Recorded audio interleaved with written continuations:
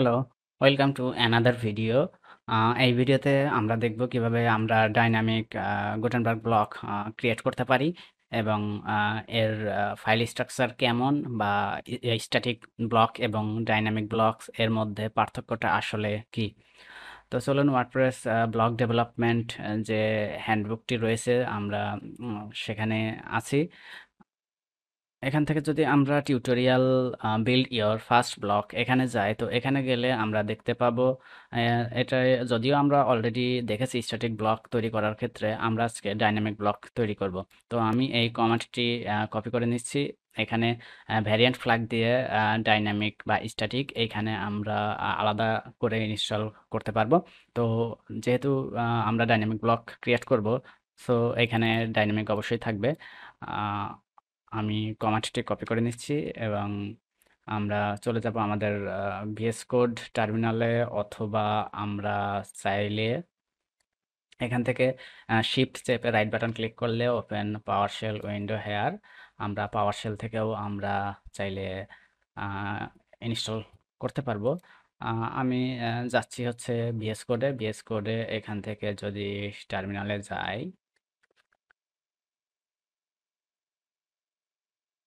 New terminal, আমি এখান থেকে যাচ্ছি আ জিনিসটা যাতে আপনারা ভালোভাবে দেখে বুঝতে পারেন যে আপনারা যেখানেই থাকেন লোকেশনটা কিভাবে ঠিক করবেন। আমি এই লোকেশনটা আমি কপি করে নিচ্ছি। এখন এখানে ওই লোকেশনে প্রবেশ করার জন্য সিডি স্পেস অবশ্যই ডাবল কোটেশন দিবেন।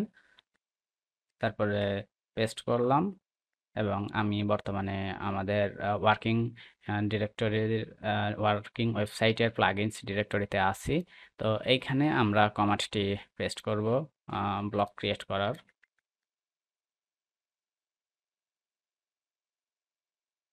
এখানে ভ্যারিয়েন্ট ডাইনামিক অলরেডি আছে, সো আমি ওইটা চেঞ্জ করতেছি না, কিন্তু এইখানে কপিরাইট ব্লক এইটা আমরা চেঞ্জ করব আমাদের প্রয়োজন মতো। তো আমি এখানে নাম দিব ধরেন সিম্পল একটি ডাইনামিক ব্লক ক্রিয়েট করার চেষ্টা করব। তো সেই জন্য জিটি পোস্ট আমি নাম দিচ্ছি। জাস্ট স্ল্যাকটা প্লাগইনের স্ল্যাকটা যাতে ইউনিক হয় এবং আহ, আমাদের প্লাগইন রিলেটেড হয়, সেটাই আর কি।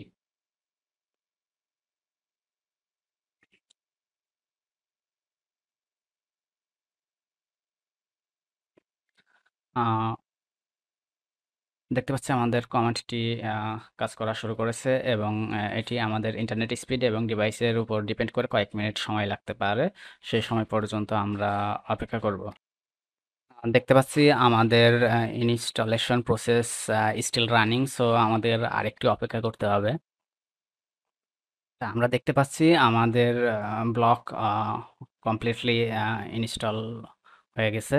তো এই মুহূর্তে আমরা আমাদের যদি প্লাগইনস ডিরেক্টরিতে যাই, আমরা কোথায় যেন ছিলাম, এটাতে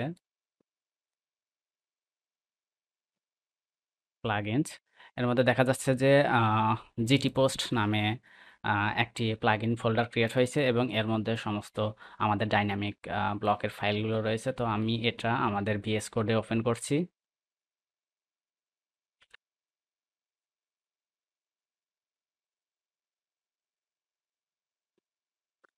আচ্ছা, ভিএস কোডে ওপেন করার পরে আমরা যেটা দেখতে পাচ্ছি সেটা হচ্ছে স্ট্যাটিক ব্লকে যা ছিল এইখানে প্রায়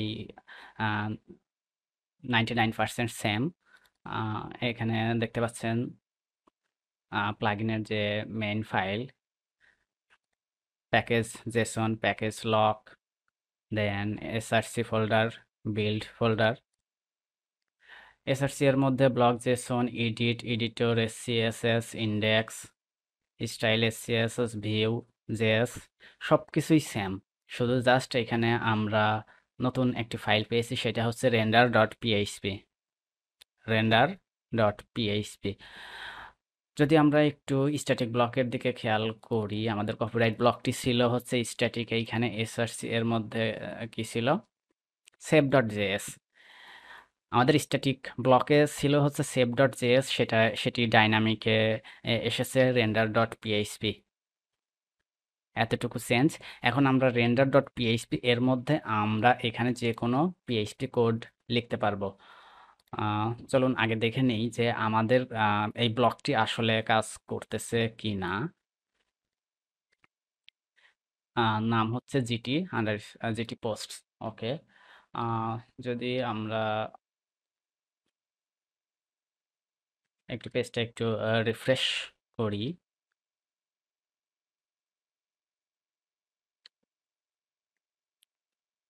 আমরা আমাদের পেজ এডিটরে এসে পেজটা একটু রিফ্রেশ করে নিলাম, দেন স্ল্যাশ প্রেস করলে অথবা আমরা যদি এখানে প্লাস এখানে ক্লিক করি তাহলেও হবে। এখানে স্ল্যাশ কি চাপলে পরে forward slash GT, sorry, GT না, আমাদের ব্লকটি আসলে কোনো কারণে হয়তো আসে নাই। আচ্ছা, দেখি কি কারণে আসে নাই। জিটি পোস্ট টাইটেল ঠিক আছে।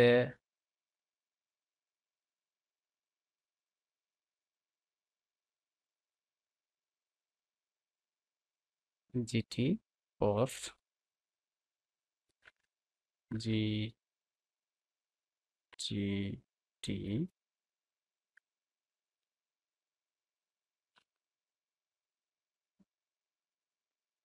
ও সরি, আসলে আমরা প্লাগইনটি অ্যাক্টিভ করি নাই।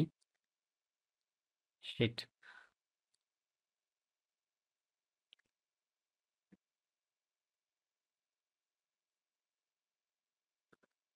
আমরা যদি প্লাগইনসে যাই, আমরা প্লাগইন অ্যাক্টিভ না করে আসলে প্লাগইনটি ব্লকটি আসলে খুঁজতেছিলাম। রিফ্রেশ করলাম, এখন অবশ্যই পাবার কথা। জিটি, হ্যাঁ, জিটি পোস্ট আসছে। এখানে যদি আমরা সেভ করি, এখানে যদি একটু রিফ্রেশ করি তাহলে দেখতে পাচ্ছেন জিটি পোস্ট। আচ্ছা, এখন আমরা একটু এডিটর দেখি। edit.js, এখানে দেখতে পাচ্ছেন GT post hello from the editor. Editor ঠিক, এডিট ঠিক আছে। এবং render.php তে আছে hello from dynamic block, hello from dynamic block. আমরা যদি এই ফাইলটি পিএইচপি একটু চেঞ্জ করে আউটপুটটা একটু দেখতে চাই তাহলে আমরা চাইলে দেখতে পারি। আমি একটি জাস্ট রেডি একটু কোড স্নিপেট পোস্ট শো করার জন্য একটু নিয়ে আসছি। যদি আমরা একটু দেখি, এটি আমরা বাদ দিয়ে দিলাম।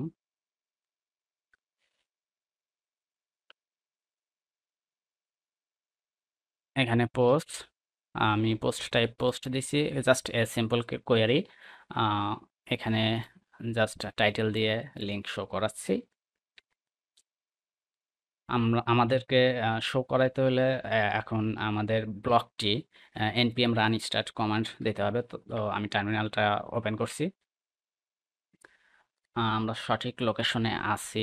সঠিক লোকেশনে না থাকলে পরে আমাদের সঠিক লোকেশনে আগে যেতে হবে, তারপরে npm স্টার্ট।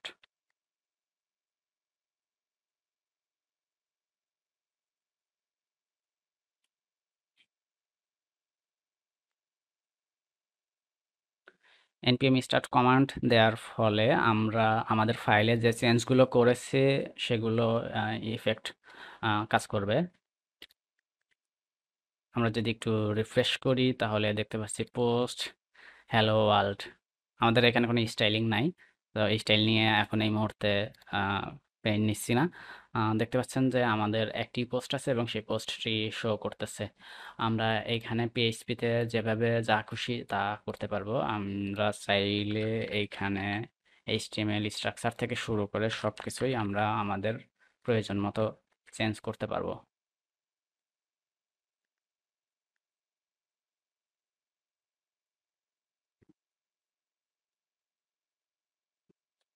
দেখতে পাচ্ছেন সব সেম ঠিকঠাক মতো কাজ করতেছে। আ এখানে আমরা স্ট্যাটিক ব্লকের ক্ষেত্রে আমরা যেটি দেখছিলাম, আ যে ইউজ ব্লক প্রপস, এইটা যেমন সমস্ত ক্লাসগুলো বা অ্যাট্রিবিউট গুলোকে নিয়ে আসতো। আ এখানে হচ্ছে আর ইজ render.php তে গেট ব্লক র্যাপার অ্যাট্রিবিউটস এটির মাধ্যমে সমস্ত ক্লাস এবং অ্যাট্রিবিউটগুলোকে নিয়ে আসছে। সো আশা করি ডাইনামিক ব্লক কিভাবে কাজ করে বোঝা গেছে। পরবর্তী টিউটোরিয়ালে আমরা দেখব একটা প্লাগইনের মধ্যে কিভাবে আমরা মাল্টিপল ব্লক সেট আপ করতে পারি, মাল্টিপল ব্লক নিয়ে কাজ করতে পারি। এই মুহূর্তে দেখা যাচ্ছে যে আমরা কমান্ড দিলে একটি ব্লকের জন্য একটি প্লাগইন ক্রিয়েট হচ্ছে, কিন্তু আমরা মাল্টিপল ব্লক এইখানে করতে পারতেছি না। আমরা পরবর্তী ভিডিওতে দেখব কিভাবে মাল্টিপল ব্লক একটি প্লাগইনের মধ্যে কাজ করানো যায়। ওকে, থ্যাংক ইউ।